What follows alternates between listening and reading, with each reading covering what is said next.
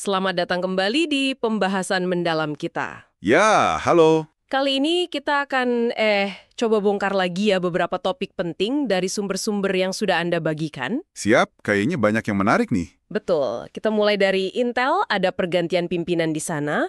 Terus soal ketegangan baru antara AS sama BRICS ya. Iya, soal ancaman tarif itu. Lalu ada lagi kontroversi gaji Elon Musk yang kayaknya nggak selesai-selesai ya. Iya, itu lagi rame lagi. Dan puncaknya nih, kita akan benar-benar kupas tuntas strategi Bitcoin MicroStrategy yang cukup berani ya. Sangat berani bisa dibilang. Lengkap dengan wawancara pendirinya Michael Saylor. Nah, misi kita seperti biasa, menyajikan intisari paling penting biar Anda cepat paham konteksnya. Mari kita mulai bedah satu persatu. Oke, Kita akan lihat data-datanya, argumen pro kontra yang ada di sumber, dan tentunya implikasinya ke depan. ya, tujuannya biar kita semua paham kenapa sih hal-hal ini penting buat diperhatikan. Oke, langsung saja. Berita pertama dari raksasa chip, Intel. CEO mereka, Pat Gelsinger, katanya mengundurkan diri ya. Betul. Sumber kita menyebutkan gitu. Ini kabarnya setelah Dewan Direksi mulai agak ragu. Ragu soal kemampuannya membalikan keadaan perusahaan yang lagi lesu itu. Tepat. Angka-angkanya memang cukup mencolok sih. Ada kerugian kuartalan terbesar dalam sejarah mereka. Berapa itu kerugiannya? Di sumber disebut sekitar 17 miliar dolar. Belum lagi dividen ditangguhkan, pertama kali sejak 1992. Wow, lama juga ya. Terus ada pemangkasan karyawan juga. Iya, sekitar 15%. Dan harga sahamnya itu loh, anjlok 3/5. Padahal indeks semikonduktor secara umum malah naik ya. Nah, itu dia kontrasnya. Indeksnya naik hampir 2 kali lipat, saham Intel malah turun. Tajam banget bedanya. Menarik. Apa kata analisis di sumber soal ini? Ya, konteksnya ini menarik. Analisis di sumber mengaitkan ini bukan cuma di Intel ya, tapi di banyak perusahaan lain juga. Oh ya? Kenapa tuh? Dengan berakhirnya apa yang disebut efek gula dari stimulus besar pasca pandemi. Maksudnya efek gula gimana tuh? Gini, dulu pas pasar saham lagi tinggi-tingginya karena stimulus, mungkin banyak masalah fundamental di perusahaan agak, ketutup gitu. Oke. Jadi kelihatan baik-baik saja dari luar. Nah, sekarang pasarnya mulai normal. Gulanya habis, Dewan Komisaris sama pemegang saham jadi lebih nuntut, minta pertanggungjawaban. Jadi lebih kritis ya sekarang? Banget.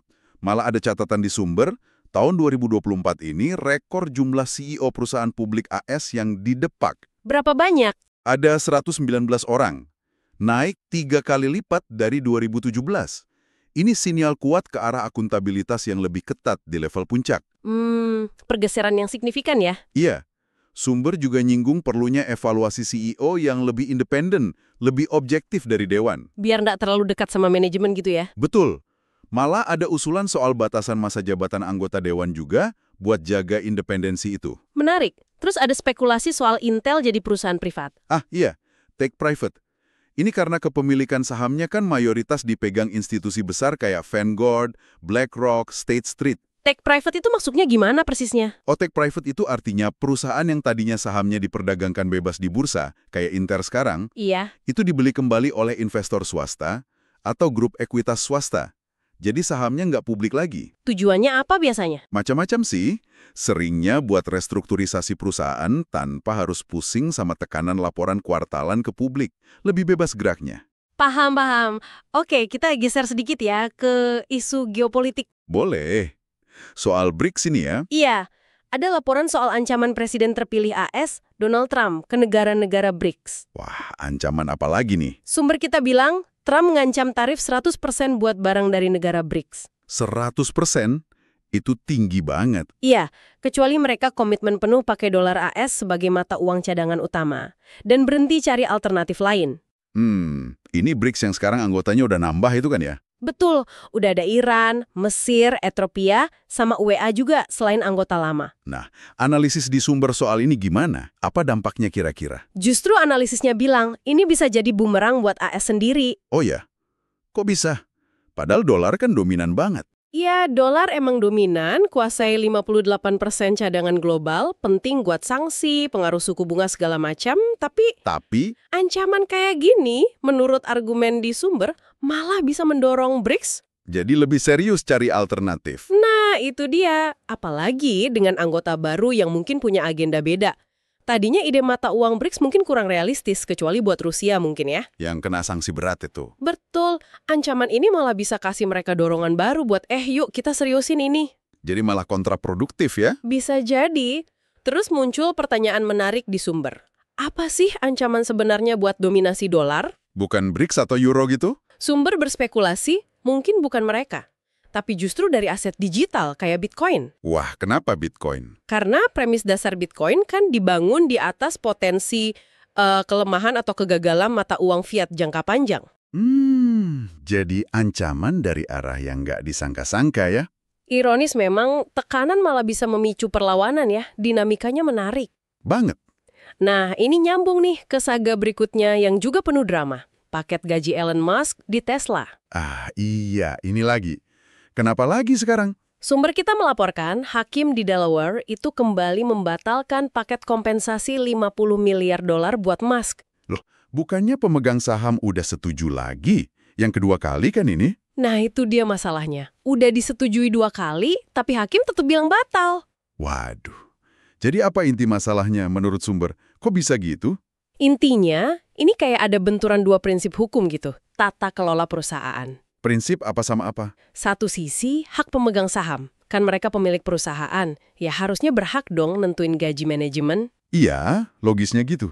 Terus sisi lainnya? Sisi lainnya lah, ada konsep hukum namanya equity. Kewajaran lah gitu. Equity? Keadilan atau kewajaran ya? Iya. Nah, hakim di kasus ini kayaknya merasa jumlah 50 miliar itu sendiri udah, nggak wajar, nggak proporsional. Meskipun pemegang saham setuju. Iya. Hakim juga kayaknya menyoroti ada dugaan tekanan dari Musk ke dewan direksi yang dianggap kurang independen. Ah, jadi bukan cuma soal prosedural pemegang saham setuju atau enggak ya, tapi substansi jumlahnya itu. Kelihatannya begitu. Jadi perdebatan soal keadilan fundamental kesepakatan dari kacamata hukum equity. Jadi equity di sini bukan cuma adil biasa ya, tapi prinsip hukum soal kewajaran transaksi. Tepat. Sumber ini lalu menyajikan dilemanya. Apa pengadilan boleh campur tangan sejauh itu ke keputusan bisnis yang udah disetujui pemilik?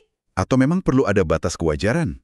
Dan kalau perlu, siapa yang nentuin? Gimana caranya? Nah, salah satu ide yang muncul di sumber, mungkin isu gaji super besar ini lebih pas diatasi lewat pajak. Pajak? Gimana maksudnya? Misalnya, terapkan pajak minimum alternatif atau AMT yang tinggi banget buat pendapatan di atas angka tertentu. Misal 1 miliar dolar. Jadi semua yang gajinya segitu gede banget pasti kena pajak minimal sekian persen gitu ya? Lebih sistemik? Betul, daripada intervensi kasus per kasus oleh pengadilan. Tapi ya, ini baru gagasan di sumber. Prediksinya gimana akhirnya? Musk bakal dapat nggak uangnya? Analisis sumber sih memperkirakan kemungkinan besar Musk tetap dapat. Entah lewat banding sampai Mahkamah Agung, atau ya bikin struktur kompensasi baru lagi. Kita lihat saja nanti kelanjutannya gimana. Oke, dilemanya cukup jelas ya. Sekarang ayo kita masuk ke pembahasan utama kita. MicroStrategy dan Bitcoin. Betul, visi Bitcoin MicroStrategy ini berdasarkan wawancara mendalam dengan pendirinya, Michael Saylor, yang detailnya ada di sumber kita. Ini transformasi yang luar biasa sih. Banget. Dari perusahaan software intelligence biasa, jadi apa yang Saylor sebut perusahaan pengembangan Bitcoin. Iya, sekarang mereka megang Bitcoin berapa nilainya? Sumber sebut sekitar 40 miliar dolar. Gede banget. Fantastis. Kenapa mereka lakukan lompatan segila ini? Apa pemicunya? Sumber bilang awalnya di tahun 2020 itu karena rasa putus asa dan frustrasi. Putus asa kenapa? Mereka punya uang tunai 500 juta dolar, tapi nggak ngasilin apa-apa karena bunga waktu itu kan 0%. Bisnis intinya juga lagi stagnan. Jadi cari tempat buat taruh uang kas itu ya? Iya, terus mereka lihat Bitcoin sebagai akuisisi transformasional. Itu istilah mereka. Oke, jadi awalnya mungkin agak defensif atau oportunistik ya karena kondisi pasar saat itu. Kayaknya gitu, tapi terus strateginya berkembang pesat. Gimana perkembangannya? Sumber menjelaskan gimana MicroStrategy mulai agresif ngumpulin utang. Tapi utangnya murah banget biayanya. Utang murah? Caranya gimana? Mereka nerbitin yang namanya obligasi konversi, convertible bonds. Oh, yang bisa ditukar jadi saham itu ya? Betul. Bunganya biasanya rendah banget, kadang malah 0%. Nah, dana murah dari utang ini mereka pakai buat beli Bitcoin lagi dan lagi. Jadi mereka pinjam uang dengan bunga super rendah, Iya, terus dibelikan Bitcoin. gitu ya. Tepat.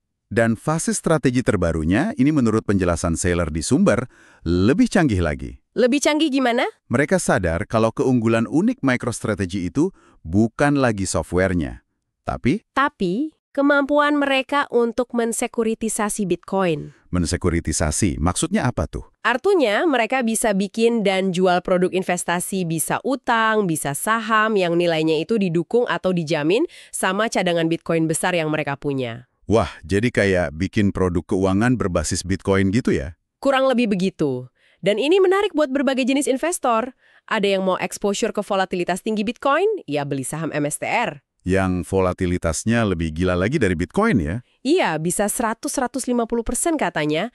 Tapi ada juga investor yang lebih konservatif, mereka bisa beli obligasi konversinya yang bunganya tetap dan rendah. Oke, tapi gimana mekanisme ini bisa untung buat MicroStrategy, selain kalau harga Bitcoin-nya naik? Nah, ini bagian pintarnya menurut penjelasan Saylor. Kuncinya itu manfaatin perbedaan volatilitas. Volatilitas Bitcoin yang sekitar 60% itu.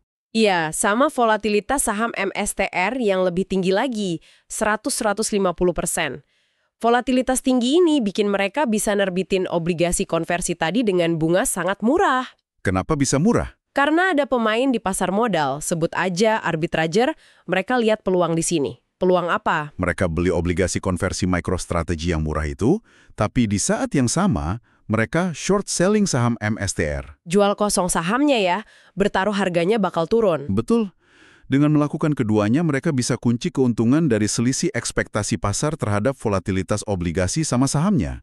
Semacam premi volatilitas gitu. Terus MicroStrategy untungnya di mana? Mereka dapat pinjaman super murah buat beli Bitcoin lagi. Intinya ini kayak permainan arbitrase. Pinjam semurah mungkin dari pasar modal tradisional. Dengan manfaatin ekspektasi volatilitas tadi. Tepat. Terus investasikan uang itu ke aset Bitcoin yang mereka yakin return-nya jauh lebih tinggi. Saylor klaim rata-rata historisnya 60% setahun. Wow. Dan dia selalu tekankan soal Bitcoin cuma ada 21 juta itu ya? Ya, kelangkaan absolut sebagai komoditas legal. Itu argumen utamanya. Kedengerannya rumit ya, tapi intinya manfaatin ekspektasi pasar buat dapat modal murah. Bisa dibilang gitu. Tapi risikonya gimana? Ini kan kayak taruhan besar banget di satu aset yang terkenal naik turunnya gila-gilaan. Pasti berisiko. Sumber bilang Saylor sendiri ngaku ada risiko kepunahan Bitcoin. Betul, dia nggak nutupin risiko. Tapi cara dia melihatnya spesifik banget. Skenario terburuk menurut dia, ya kalau Bitcoin nilainya jadi nol. Itu dia sebut risiko kepunahan. Ya, kalau itu terjadi, ya bisnisnya gagal total, selesai. Tapi apa? kalau Bitcoin cuma anjlok parah, misal turun 90%, struktur modal mereka itu dirancang buat tahan banting. Maksudnya gimana tuh tahan banting? Utangnya gimana? Obligasi yang mereka terbitkan itu kemungkinan besar masih bisa dilunasi pas jatuh tempo. Caranya, kan nilai jaminannya Bitcoin anjlok. Mungkin dengan menerbitkan saham baru buat bayar utang itu. Jadi pemegang saham lama kepemilikannya terdilusi, mengecil. Tapi perusahaan nggak bangkrut, pemegang obligasi aman. Jadi yang kena imbas pemegang saham biasa ya? Iya, bahkan arus kas dari bisnis software lama mereka, kata Saylor, udah nggak esensial buat bayar bunga utang, bunganya kecil. Bisa dibayar pakai terbitin saham baru sedikit kalau perlu? Betul. Jadi yang paling penting buat model bisnis mereka sekarang, menurut dia ya, Apa tuh? Bitcoin harus tetap menarik dan terus volatil. Menarik dan volatil. Kenapa harus volatil? Karena mereka pada dasarnya menjual volatilitas. Selama Bitcoin masih bergejolak naik turun, mereka bisa terus cari modal murah atau jual produk keuangan berbasis volatilitas itu. Jadi kalau Bitcoin stabil malah bahaya buat mereka? Bisa jadi kurang menarik model bisnisnya. Analogi resiko kepunahan Bitcoin yang dia pakai juga ekstrem sih. Gimana analoginya? Kayak kemungkinan kita ketabrak meteor pas keluar rumah. Bisa terjadi, tapi probabilitasnya dianggap sangat kecil. Wow. Oke, menjual volatilitas itu istilah kunci ya? Kayaknya gitu. Terus selain harga naik dan volatilitas yang bisa dieksploitasi itu, apa argumen fundamental Saylor kenapa Bitcoin ini menarik dan bernilai? Kan nggak mungkin cuma soal itu. Nah, ini dia. Argumen Saylor, seperti dikutip di Sumber ya, itu jauh melampaui harga. Dia sebut Bitcoin itu uang tersulit, hardest money dalam sejarah. Kenapa tersulit? Karena kelangkaannya absolut, terprogram matematis nggak bisa diunggah siapapun. Buat dia, ini bukan aset spekulatif biasa. Tapi apa? Representasi hak milik digital, pondasi keamanan ekonomi buat 8 miliar orang di era digital ini. Visi yang besar banget ya. Iya, dia bahkan bilang ini protokol uang bersih yang etis. Etis. Kok bisa? Bukannya sering dipakai buat yang aneh-aneh? Argumen etisnya karena sifatnya desentralisasi, transparan, nggak dikontrol satu pihak. Beda sama sistem keuangan tradisional atau perusahaan yang bisa korup, atau pemerintah yang bisa cetak uang seenaknya. Yang bisa bikin nilai tabungan turun itu ya? Nah, itu maksudnya. Saylor juga nunjukin manfaat praktisnya. Transaksi 24/7 global, berguna buat transaksi besar pas weekend waktu bank tutup. Oke. Terus ada lagi soal bisa hasilkan yield tambahan. Iya, karena volatilitasnya tinggi, megang Bitcoin bisa buka peluang dapat yield atau imbal hasil tambahan yang lumayan. Caranya dengan jual opsi call. Bisa dijelasin dikit nggak jual opsi call itu gimana? Tentu, jual opsi call itu intinya Anda jual hak ke orang lain. Hak untuk apa? Hak untuk membeli aset Anda, misalnya Bitcoin atau saham MSTR, di harga tertentu di masa depan. Tapi itu cuma hak, bukan kewajiban buat si pembeli. Terus kita sebagai penjual dapat apa? Langsung dapat uang di muka, namanya premi. Kalau nanti harga asetnya nggak naik di atas harga kesepakatan, ya kita untung dari premi itu. Kalau naik tinggi? Ya, pembeli opsinya pakai haknya buat beli di harga murah tadi. Kita tetap untung sampai batas harga itu, plus premi yang udah diterima. Ini strategi populer buat aset volatil biar dapat penghasilan tambahan. Berapa yield yang bisa didapat katanya? Saylor klaim bisa 100% setahun dari Bitcoin dan 220% dari saham MSTR. Tinggi banget. Wow.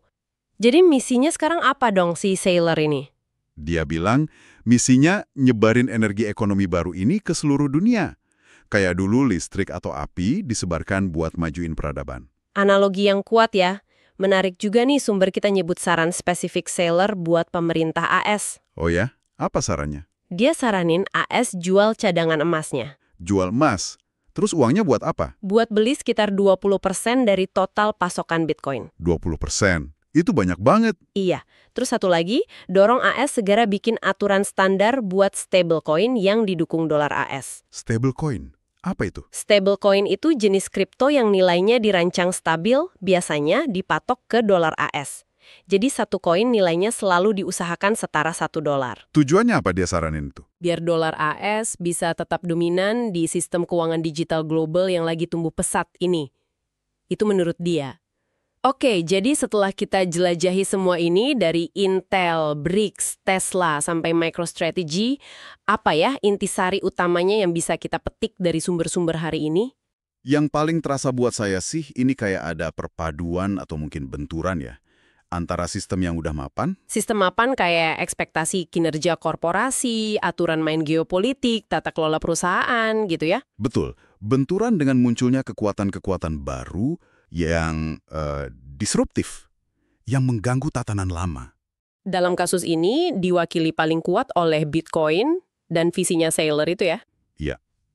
Ini nunjukin ketegangan yang selalu ada antara usaha jaga stabilitas, prediktabilitas, sama potensi keuntungan besar plus risiko besar juga dari inovasi yang radikal. Oke, nah sebagai penutup nih, mungkin ada satu pemikiran buat Anda pendengar bawa pulang dan renungkan. Silakan. Michael Saylor kan gambarin Bitcoin sebagai uang bersih, solusi etis buat pemberdayaan ekonomi global, visi yang mulia kedengarannya.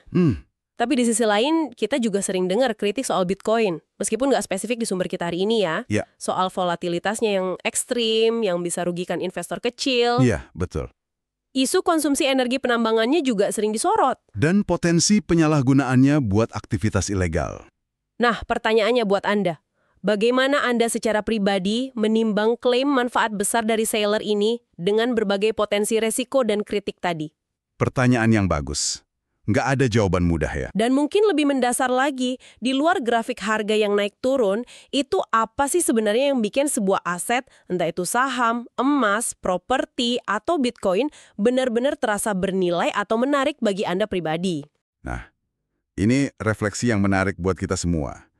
Apa definisi nilai itu sendiri?